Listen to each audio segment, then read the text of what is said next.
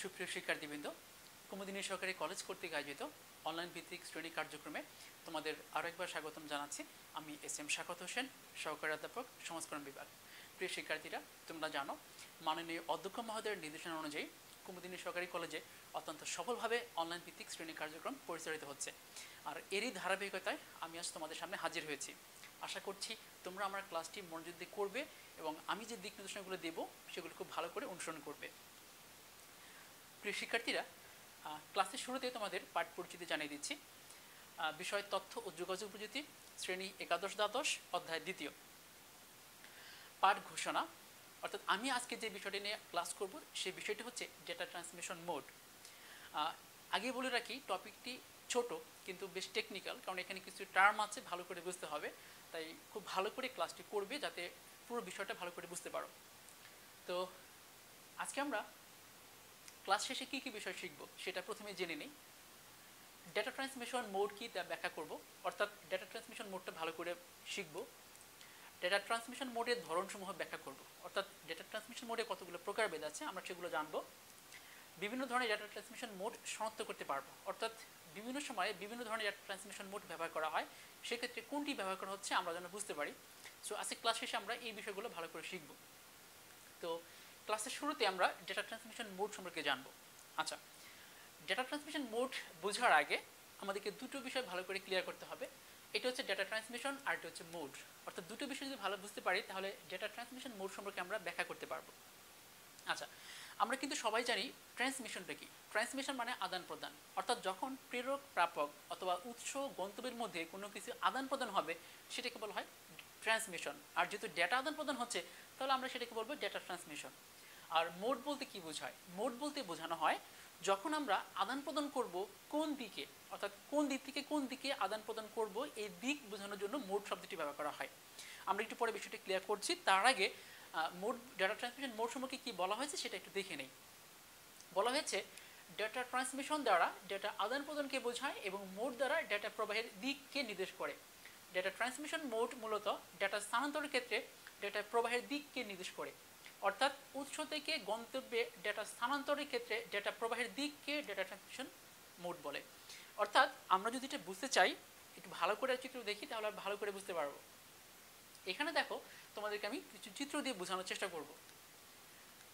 খেয়াল করো, আমরা এই ছবিটা চিনি, এটা হচ্ছে অ্যান্টেনা বা টাওয়ার বলতে পারি। আর পাশে যে ছবিটা আছে সেটা একটি রেডিও। দুটোর মধ্যে কি সম্পর্ক? দুটোর মধ্যে সম্পর্ক হচ্ছে আমি যদি কোনো সিগন্যাল দিই, অর্থাৎ এখান থেকে কোনো সিগন্যাল দিলে পাশেটা চলে যাবে, অর্থাৎ এই টাওয়ার আর এই রেডিও আদান প্রদান করা হচ্ছে। কিন্তু এখানে যেটা দেখানো হচ্ছে এইখান থেকে সিগন্যাল এদিকে যাচ্ছে, সো এটা উৎস, এটা গন্তব্য। আর এই যে সিগন্যাল বোঝানো হচ্ছে এটা যাচ্ছে এদিক থেকে এদিকে যাচ্ছে, এই দিকটা হচ্ছে মোড। আর এখান থেকে এখানে আদান প্রদান হলে সেটা ডেটা ট্রান্সমিশন বোঝাবে। আমরা আরেকটি এক্সাম্পল দেখাবো। এখানে খেয়াল করো, এটা একটা ল্যাপটপ, এটা একটা ল্যাপটপ। সো আমরা কীভাবে আদান প্রদান করি? এখান থেকে কোনো সিগন্যাল দিলে আমরা ল্যাপটপে দিতে পারি, আবার পাশের ল্যাপটপ থেকে কোনো সিগন্যাল আমরা এই ল্যাপটপে আনতে পারি, অর্থাৎ দুটোর মধ্যে আদান প্রদান হচ্ছে। এই যে একাধিক উৎস আর প্রাপক, এদের মধ্যে যখন ডাটা আদান প্রদান হবে এই কনসেপ্টকে বলা হবে ডেটা ট্রান্সমিশন মোড। সো এখানে এই কথাটি বলা হচ্ছে উৎস এবং গন্তব্যের মধ্যে ডাটা স্থানান্তরিত হচ্ছে। তাহলে আমরা ডাটা ট্রান্সমিশন মোডটি বুঝতে পেরেছি আশা করি। এবার ডেটা ট্রান্সমিশন মোডের ধরনগুলো আলোচনা করব। প্রথমে বলে রাখি, ডেটা ট্রান্সমিশন মোডের ধরনগুলোকে কতগুলো ক্যাটাগরিতে ভাগ করা হয়েছে, কিন্তু আমি এমনভাবে তোমাদেরকে সাজিয়ে দিয়েছি যাতে সবগুলো খুব সহজে বুঝতে পারো। তাই প্রথমেই দেখানো হয়েছে যে ডেটা প্রাপকের সংখ্যা এবং ডাটা গ্রহণের অধিকারের উপর ভিত্তি করে ডেটা ট্রান্সমিশন মোডকে 3 ভাগে ভাগ করা হয়। এটা হচ্ছে ইউনিকাস্ট, মাল্টিকাস্ট, ব্রডকাস্ট। বিভিন্ন বইয়ে এই প্রকারভেদগুলো অন্যভাবে সাজানো থাকতে পারে, কিন্তু আমি তোমাদের বোঝার সুবিধার্থে এভাবে সাজিয়েছি, সেটা ক্লাস শেষে বুঝতে পারবে। আচ্ছা, এখন আমরা এই ডেটা ট্রান্সমিশন মোডের ধরনগুলো আলোচনা করব। প্রথমে একটা চিত্র দেখিয়েছি, খেয়াল করো। এখানে চিত্রের মধ্যে সম্পর্কটা ভালো করে বোঝার চেষ্টা করবে। এখানে এটা হচ্ছে একটা উৎস আর এখানে গন্তব্য আছে অনেকগুলো, কিন্তু খেয়াল করো আমি এই গন্তব্য উৎস থেকে এই গন্তব্যে ডাটা পাঠাচ্ছি। তার মানে সম্পর্কটা হচ্ছে একটা উৎস আর একটা গন্তব্যের মধ্যে, তার মানে দুটো পক্ষের মধ্যে বিনিময়। যখন এরকম সম্পর্কটা হবে দুটোর মধ্যে, তখন সেটাকে আমরা বলবো হচ্ছে ইউনিকাস্ট। খেয়াল করো, ইউনিকাস্টের মূল বিষয়টা হচ্ছে দুটো পক্ষ থাকবে, একটা প্রেরক আর একটা প্রাপক, কখনোই দুয়ের অধিক নয়। তার মানে দুটির মধ্যে হলেই সেটাকে আমরা ইউনিকাস্ট বলবো। কি বলা আছে খেয়াল করো, যে ট্রান্সমিশন পদ্ধতিতে একজন প্রেরক এবং একজন প্রাপকের মধ্যে যেটা আদান প্রদান করা হয় তাকে ইউনিকাস্ট বলা হয়। কিন্তু এখানে একটা বিষয় খেয়াল করো, ইউনিকাস্টের ক্ষেত্রে বলা হচ্ছে সিমপ্লেক্স, হাফ ডুপ্লেক্স এবং ফুল ডুপ্লেক্স মোডকে একত্রে ইউনিকাস্ট মোড বলা হয়। অনেক সময় আমরা বিভিন্ন বই যখন পড়ি তখন simplex, half duplex, full duplex এগুলো আলাদা করে পড়ি, আবার ইউনিকাস্ট, মাল্টিকাস্ট, ব্রডকাস্ট আলাদা করে পড়ি। কিন্তু আমরা কখনোই কাজটা করব না, যদিও সেটা ভুল না, কিন্তু তোমার বোঝানোর সুবিধার জন্য আমরা এভাবে পড়ব। অর্থাৎ সিমপ্লেক্স, হাফ ডুপ্লেক্স এবং ফুল ডুপ্লেক্সের মূল বিষয়টা হচ্ছে এটা দুটো পক্ষের মধ্যে বিনিময় হবে, অর্থাৎ প্রেরক এবং প্রাপক এদের মধ্যে বিনিময় হবে। কিন্তু কিভাবে হবে তার সম্পর্কে বোঝাতে গেলেই তিনভাবে ব্যাখ্যা করা হয়েছে। এই জন্য নাম রাখা হয়েছে simplex, half duplex, full duplex. বা সবগুলি কিন্তু ইউনিকাস্টেরই প্রকারভেদ। আমরা এই বিষয়টা আরও ভালো করে ক্লিয়ার করব। অর্থাৎ simplex, half duplex, full duplex এই তিনটেই ইউনিকাস্টের মূল কনসেপ্টের মধ্যেই, এটার জন্য ভুল না হয়। বাকিটা আমি পরে ক্লিয়ার করছি। এবার আমরা পরবর্তী উদাহরণটা খেয়াল করব। এখানে দেখো একটা টাওয়ার আছে বা অ্যান্টেনা, এটা একটা টেলিভিশন। এদের মধ্যে কি সম্পর্ক? আমি যখন এই অ্যান্টেনাতে বা টাওয়ারতে সিগন্যাল পাঠাবো সেটা টেলিভিশনে যাবে। তোমরা ভালো করে জানো, আমরা যখন টেলিভিশন দেখি আমরা শুধু দেখি, কোনো সিগন্যাল কিন্তু আমরা পাঠাতে পারি না। একইভাবে টেলিভিশন দিয়ে কোনো সিগন্যাল টাওয়ারে দেওয়া যায় না। সো এই সম্পর্কটা হবে একমুখী। কেন একমুখী? কারণ শুধুমাত্র প্রেরক থেকে প্রাপক সিগন্যাল পাঠাবে, কখনোই প্রাপক থেকে প্রেরকে আসবে না। এটাকে বলা হয় সিমপ্লেক্স। অর্থাৎ সিমপ্লেক্সের মূল কনসেপ্ট হচ্ছে একমুখী হবে। কি বলা আছে দেখো, ডেটা স্থানান্তরের ক্ষেত্রে ডেটা কেবল একদিকে প্রবাহকে সিমপ্লেক্স মোড বলে। এতে শুধু একদিকে ডেটা প্রেরণ করা যায়, তবে গ্রাহক স্থান থেকে ডেটা প্রেরণ করা যায় না। তার মানে শুধু প্রেরক থেকে প্রাপক মানে গ্রাহক পাবে, গ্রাহক থেকে কোনো পাঠানো যায় না। যেমন রেডিও, টেলিভিশন, প্রজেক্টর। রেডিও আমরা শুধু শুনি, কখনই কিন্তু কোনো সিগন্যাল দিতে পারি না। টেলিভিশন শুধু দেখি, কখনই কিন্তু কোনো সিগন্যাল দিতে পারি না। একইভাবে প্রজেক্টর, যেমন আমি যে ক্লাসটা তোমাদেরকে প্রেজেন্ট করছি, প্রজেক্টের মাধ্যমে কোনো সিগন্যাল আমরা পর্দায় ফেলছি, এখান থেকে কোনো সিগন্যাল কিন্তু প্রজেক্টর দিতে পারছি না। সো এই সব ধরনের ট্রান্সমিশন হচ্ছে একমুখী, তাই সবগুলোকে বলা হচ্ছে সিমপ্লেক্স। এবার আমরা পরে এক্সাম্পলটা খেয়াল করো। টেলিভিশনের কথা বলছিলাম, খেয়াল করো এখানে দেখি অবিরতভাবে সিগন্যালগুলো আসছে, কিন্তু এই সিগন্যাল যখন যাচ্ছে তখনই ক্রস। তার মানে টেলিভিশন থেকে সিগন্যালগুলো আমরা শুধু গ্রহণ করব, কিন্তু কোনো সিগন্যাল আমরা টেলিভিশন দিতে পারবো না। অর্থাৎ এটা একমুখী। তাই টেলিভিশন থেকে যে সিগন্যালটা একমুখী হয় এটা সিমপ্লেক্সের উদাহরণ। আচ্ছা, আরেকটা এক্সাম্পল খেয়াল করো, রেডিও। অর্থাৎ রেডিও থেকে আমরা যখন কোনো সিগন্যালটা পাই শুধুই আমরা সিগন্যালটা নিতে পারবো, কখনোই কিন্তু দিতে পারবো না। সো দুটো একই বিষয়, এই দুটোকে বলা হচ্ছে সিমপ্লেক্সের উদাহরণ। এবার আমরা পরের ছবিটা খেয়াল করব। আমরা এই ছবিটা চিনি, এটা হচ্ছে ওয়াকি টকি। এটা আমরা দেখেছি কোথায়? রাস্তাঘাটে যখন চলাফেরা করি তখন দেখতে পাই যে পুলিশ কিংবা নিরাপত্তা বাহিনী যারা, তারা এটা ইউজ করে। কেন ইউজ করে? কথা বলার জন্য। কিন্তু তারা কিভাবে কথা বলে একবার খেয়াল করেছে কি? তারা কিন্তু কথা বলে থেমে থেমে, অর্থাৎ যখন কথা বলে খুব সংক্ষিপ্তভাবে, যেমন কন্ট্রোল, ওভার, এরকম শর্টকাট কথা বলে তারা সিগন্যালটা পাঠায়। আবার যখন গ্রহণ করে ওই পাশ থেকে কিন্তু শর্টকাটে কথাই বলে। তার মানে এখানে সিগন্যালগুলো আদান প্রদান হবে খুব সীমিত পরিসরে। তার কারণ হচ্ছে এই সিগন্যালটা যখন কোনো সিগন্যাল এ পাশ থেকে দেবে ওই পাশে কোনো সিগন্যাল পাবে, কিন্তু ওই পাশ থেকে যখন সিগন্যালটা দেবে সেও পাবে, কিন্তু খেয়াল করবে যখন দুজনে একসাথে সিগন্যাল আদান প্রদান করবে তখন কিন্তু পাবে না। তার কারণ হচ্ছে এই ওয়াকিটকি বা এই সিস্টেমের মাধ্যমে কখনোই দুটো সিগন্যাল একসাথে যাওয়া আসা করতে পারে না। এই জন্য আগে বলেছি যে যখন তুমি দেখবে কথা বলে শর্টকাট কথা বলে, তার মানে সে যখন কথা বলে পাশে শুধু শুনবে, আবার সে যখন শুনবে তখন কোনো কথা বলবে না। তার মানে দুদিনের মধ্যে বিনিময় করা যাবে কিন্তু একসাথে না। এই সিস্টেমটিকে বলা হচ্ছে হাফ ডুপ্লেক্স। সো এর মূল বক্তব্যটি কি? এই পদ্ধতিতে ডেটা উভয় দিকে প্রবাহিত হতে পারে, কিন্তু একই সময়ে দুই দিকেই প্রবাহিত হতে পারে না। আগে বলেছি ওয়াকি টকি। সো এটা হচ্ছে উদাহরণ হাফ ডুপ্লেক্সের। এবার খেয়াল করো আরেকটি ছবি, আরেকটি উদাহরণ। এখানে এটা মোবাইল ফোন, পাশে একটা মোবাইল ফোন। যখন আমরা সিগন্যাল দেব দুই পাশেই পাবে। তার মানে একটি মোবাইল থেকে যখন পাশে মোবাইলটি যাবে, পাশে মোবাইলটি থেকেও এখানে একই সিগন্যালটা আসবে। একই সময়ে কথা বলাও যাবে আবার শোনাও যাবে। তার মানে সিগন্যাল দুটোই উভয়মুখী, অর্থাৎ একই সময়ে যাবে একই সময়ে আসবে। এই সিস্টেমটাকে বলা হয় ফুল ডুপ্লেক্স। অর্থাৎ একই সময়ে তথ্য যাবে আসবে, উভয়মুখী হতে পারে। কিন্তু একটা বিষয় খেয়াল করো, আমি যে তিনটে এক্সাম্পল দিচ্ছি সবগুলোই কিন্তু দুটো পক্ষের মধ্যে। যাই হোক, এখানে কি বলা আছে দেখো, বলা আছে এই পদ্ধতিতে ডেটা উভয় দিকে প্রবাহিত হতে পারে, এবং একই সময় একসাথে দুই দিকে প্রবাহিত হতে পারে। যেমন mobile phone, telephone. Mobile phone যেভাবে কাজ করে টেলিফোন একইভাবে কাজ করে, অর্থাৎ দুটোই হচ্ছে উভয়মুখী হিসাবে কাজ করে, তাই দুটোই ফুল ডুপ্লেক্সের উদাহরণ।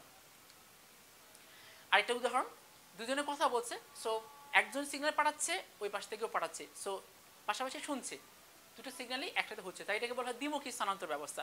সো এটা ফুল ডুপ্লেক্স উদাহরণ। আমি যে উদাহরণগুলো দিয়েছি, এবার সেই উদাহরণগুলো যে তোমাদের কাছে কতটুকু ক্লিয়ার হলো তা যাচাই করার জন্য আমি ছবিগুলো দিয়ে দিয়েছি। আশা করি তোমরা সেটা বুঝতে পেরেছ। যেমন প্রথম উদাহরণ দুটো হচ্ছে সিমপ্লেক্স, অর্থাৎ রেডিও, টেলিভিশন, শুধু সিগন্যালটা পেতে পারি আমরা। পাশের ছবিটা হচ্ছে হাফ ডুপ্লেক্স, ওয়াকি টকি, তার মানে কথা বলবো থেমে থেমে, সিগন্যাল যাবে আসবে কিন্তু একসাথে না। সর্বশেষ টেলিফোন বা মোবাইল ফোন, যখন আমরা সিগন্যাল দিচ্ছি একই সাথে, ফুল ডুপ্লেক্স। খেয়াল করো তিনটাই কিন্তু দুটোর মধ্যে সম্পর্ক, সো সবগুলোই কিন্তু ইউনিকাস্ট। এবার আমরা পরের ছবিগুলো খেয়াল করি।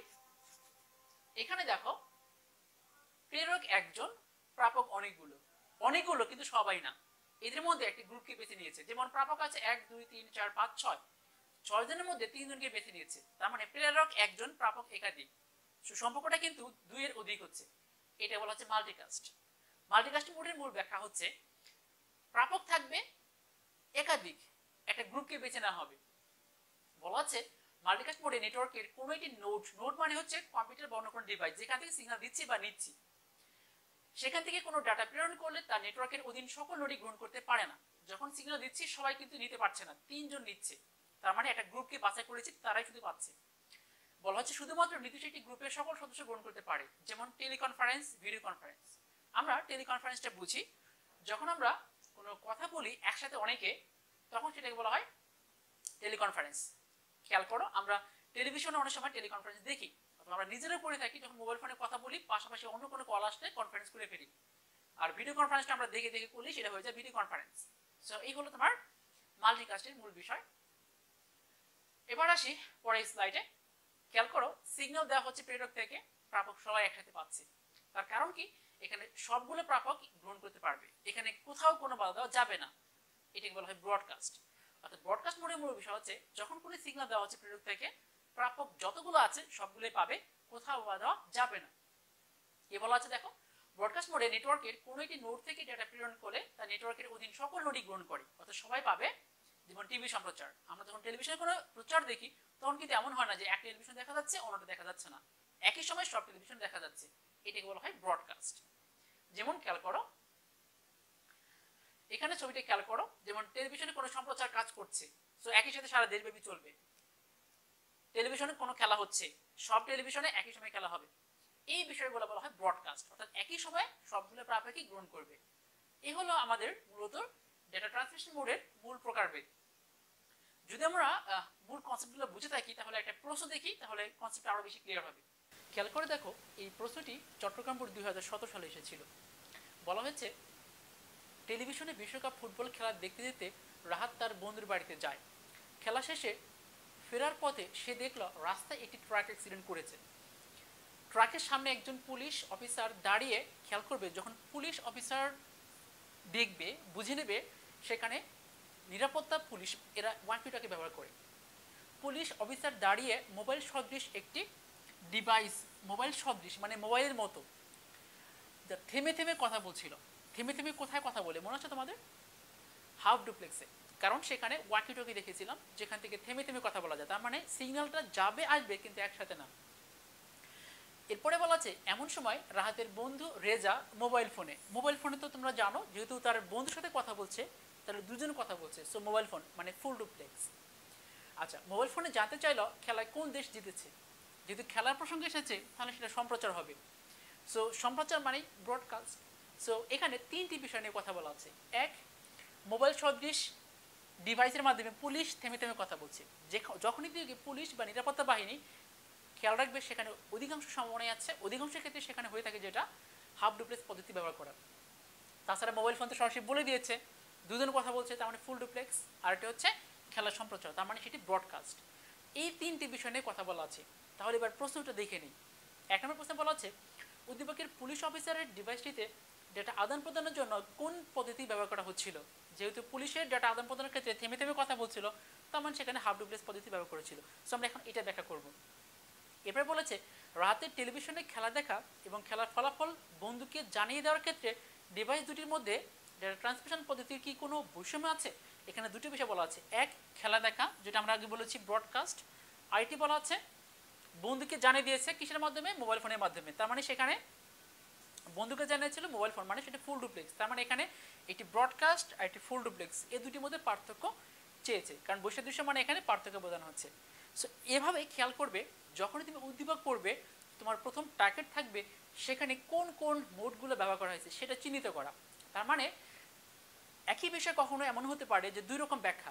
আগে বলেছি যখন মোবাইল ফোন কথা বলছে সাথে সাথে কিন্তু ফুল ডুপ্লেক্স না হতে পারে, কারণ কি যখন দুইয়ের অধিক কথা বলবে তখন কিন্তু সেটা মাল্টিকাস্ট। আগে এক্সাম্পল দিয়েছিলাম যে কনফারেন্স যখন করবে তখন কিন্তু মোবাইল ফোনটাই ব্যবহার করা হয়, খুবই সেন্সিটিভ। আগে বলেছি যে বিষয়গুলো ভালো করে বুঝতে হবে। আবার দেখো টেলিভিশনে খেলা দেখেছে, কারণ খেলা টেলিভিশনে দেখা যায়, যখন খেলা দেখছে তখন টেলিভিশনে সম্প্রচার হচ্ছে, সো এটা ব্রডকাস্ট। কিন্তু যদি শুধু টেলিভিশন দেখতো কোনো কিছু মানে কোনো বর্ণনা না থাকতো তাহলে কিন্তু সেটা সিম্পলেস হতে পারতো। এই জন্যই যখন উদ্দীপক পড়বে খুব সিনসিয়ারলি ভালো করে পড়বে, পড়ার পাশাপাশি খেয়াল করবে যে কোন কোন মোডগুলো আলোচনা করা আছে, কারণ সেখান থেকে কোশ্চেনগুলো হবে। সো যদি এভাবে ফলো করো তাহলে কোশ্চেনগুলো ধরতে পারবে, আর যখনই তুমি কোশ্চেন ধরবে স্বাভাবিকভাবে তোমার উত্তরটা ভালো হবে। সো প্রিয় শিক্ষার্থী, আমার ক্লাস আজ এইটুকুই। যদি আমার ক্লাস ভালো লেগে থাকে অবশ্যই তাহলে ক্লাস লেকচারের পাশাপাশি বই পড়বে এবং বিভিন্ন বোর্ড থেকে যে কোশ্চেনগুলো এসেছে সেগুলো ভালো করে ফলো করবে, তাহলে খুব ভালো করে বুঝতে পারবে কোন টপিক থেকে কোশ্চেন হচ্ছে এবং অ্যান্সারটা কেমন হবে। সো আজকের ক্লাস এইটুকুই, সবাই ভালো থেকো, ধন্যবাদ।